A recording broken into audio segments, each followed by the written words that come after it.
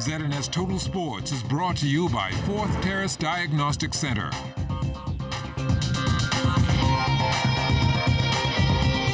Welcome to sports, everybody. The second stop on the 2020 Corn Ferry Tour, all history now. American Jared Wolfe won the Great Abaco Classic at the Bahamas Golf Course, shooting a 3 under 69 on his final round to finish 4 shots in front at 18 under. Wolfe had a strong back 9, sinking birdies on 3 of his last 4 holes. It was so cool to finish it off, especially in style with the birdie on the last hole. It was not easy today. Knew going into it, if I just played as good, consistent golf as I could, we wouldn't have an issue. It would take something pretty special for somebody to catch it, and it turned out to be right on that. But just very thankful, very blessed, very fortunate to be in this position. It does mean a lot. I've been waiting a while for it, and hopefully it's a kickstart to an amazing year, and it already has been. And looking forward to, hopefully finishing off the year and being in the top 25. The University of the Bahamas Northern Islands recruitment drive on for this Saturday in the nation's second city. Student athletes from Grand Bahama, Abaco, and Bimini all invited to attend. We know Grand Bahama is the Mecca, and so, it has a tremendous amount of talent there, and so we always thought it would be a good opportunity to take all of our coaches there one weekend, and try to assess talent from a varied number of the disciplines. This will be our 3rd year doing it. The first 2 years we've had a pretty decent response. This year we've upped the ante with advertising, reaching out to schools directly, coaches, and really getting the word out that, that UB Athletics is coming. We start with men's basketball in the gym. Simultaneously, we've got men's soccer going on outside. And then at 12 noon, we have women's volleyball going on. And then we had women's softball. There may be somebody who plays volleyball, but they also play softball.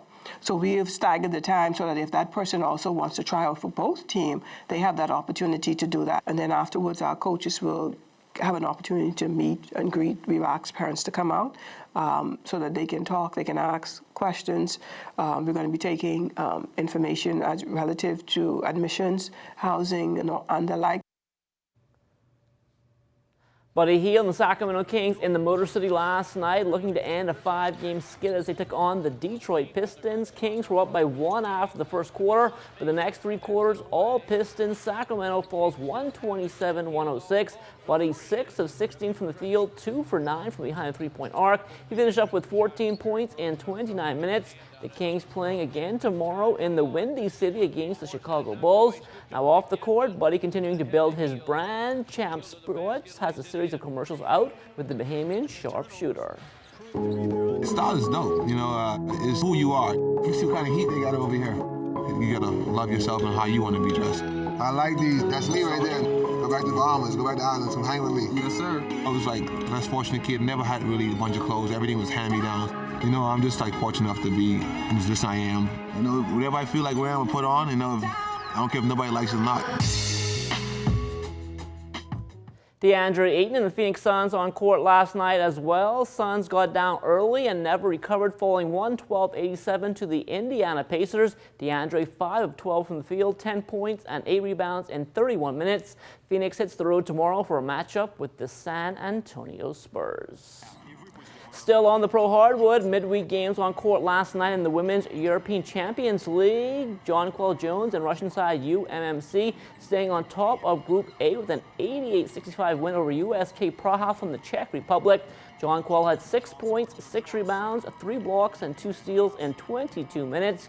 UMMC returns to action in the Russian League on Sunday, where they are still undefeated.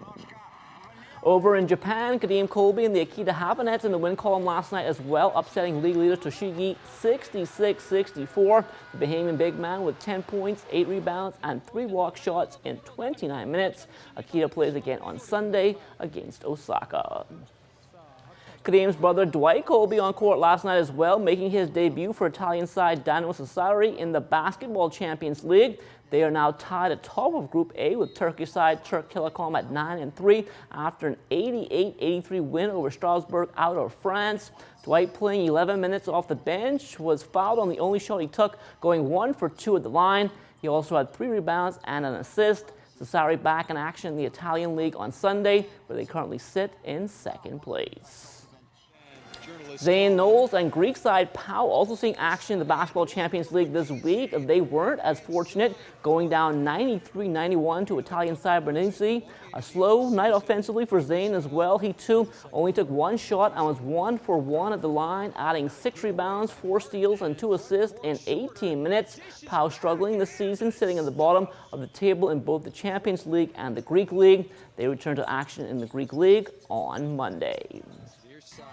On to the college hardwood now. LaShawn Higgs posting 10 points last night for the Texas Lady Longhorns in an 85-77 win over Kansas. At 12-6, Higgs and the Longhorns, they play again on Saturday in Stillwater against the Oklahoma State Cowboys. Back here at home, the Province Basketball Association on court last night with doubleheader action at the AF Adelaide Gym. Amajal Knowles was courtside. In the opener in Division II action, the Breezes High Flyers and the Triple K Stampers look to improve their midseason records as both teams struggle so far this season. The game would be a good one early on as the Stampers would get out to a 17-14 first quarter lead, but Breezes would get out at the half with a 5-point lead. The third quarter is where the High Flyers would put their foot on the pedal, going on a 22-8 run, and that cushion would be too much for the Stampers as they could not overcome the lead. Breezes led by 17 points from Terrell Bridgewater would advance to 4-8 on the year with the 81-59 win. Tonight we listened and we finally stuck with our sets and, tried to apply our system on the floor. This team is a first-year team I put together, and trying to get back in the championship has been some challenges, but the last 3 games we are finally coming around, and I think once we make it to playoffs, we'll be able to get it together. We started off strong, but we just fell off on defense. Our offense was still on point, but we just let them catch us up. In Game 2 over in Division 1, it would be a much more closer and dramatic affair as the Uptown Cut Specialists took on the BIBT Great Whites, and this one was not short on drama or action, as within the first minute, the head coach of the Great Whites was tossed from the game after disputing with the officials. The Great Whites would have to play the game with no play caller on the sidelines, and that would not be a problem as they would get out to a lead at the half, thanks to the up-tempo play led by guard Travis Hamilton, who would lead them with a game-high 33, but in the second half would be the veteran resolve and post-presence of specialist center Salathiel Dean would dominate the inside, finishing with 17 points and 17 rebounds, leading the specialists to the 99-87 win. We started very, very slow in the game, but coach tried to put us together, tried to get the right offense. Our defense slacked tonight, but we managed to, regain our momentum in the third, heading into the fourth quarter. Our big men are key to our team, and so we tried to do that in the beginning, but they looked like they, studied a little bit of our offense. So we worked the outside before we went in, and, surprisingly enough, our big men came through. Yeah, this is an emotional game for our coach. The majority is old team, but the fellas, we have a lot of young poisons and poisons out of the country. A lot of injuries going on in the team right now, and I gotta give it to them. They played hard tonight. They put up a good fight, and I think this is a team that be reckoned with in the future. Play continues on Friday. I'm Amajal Knowles, ZNS Total Sports. The Bahamas Cycling Federation gearing up for the start of its 2020 season next weekend with the Tour de Grand Bahama. Cyclists expected in town from a number of Caribbean countries and Canada, and the riders from the 242 should be able to hold their own. When you look at the results from the last Caribbean Championships just in September in Cuba, you will see that we have been making great strides as it relates to cycling. We're very competitive. We have the technology now, we have the training, and we have the guides and the coaches. And so it is very important that we go on these platforms to show exactly what we can do. These persons are trying to qualify for the Olympics, and so they're bringing their A game. Our national champions are bringing their A game, and so we're going to have a very, very furious, exciting race. Rugby, definitely one of those sports some parents shy away from based on the physicality, but the game has evolved over the years, and so more youngsters are getting involved. Rugby is quite a complicated sport, so that's why sevens is quite good. It's only 7 players on the field. It's a simpler format. Ideally, teams that are doing very well at the moment are USA, and they've done successfully with their program because they've invested in athletes.